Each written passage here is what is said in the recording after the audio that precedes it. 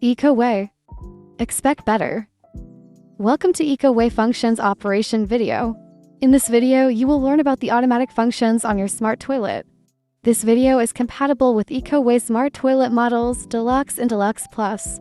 When the unit is powered on, press stop flush button once to flush.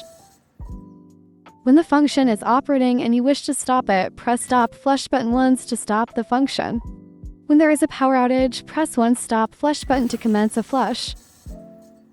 When the unit is powered on, press and hold stop flush button for 3 seconds to turn the unit off. When the unit is powered off, press and hold stop flush button for 3 seconds to turn the unit on. Next function is called rear wash. This function only works when seat sensor is covered.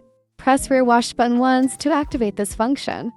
The rear wash function will run for 90 seconds, followed by warm air drying for 240 seconds.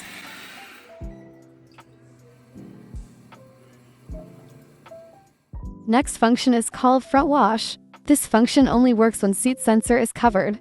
Press front wash button once to activate this function. The front wash function will run for 90 seconds, followed by warm air drying for 240 seconds.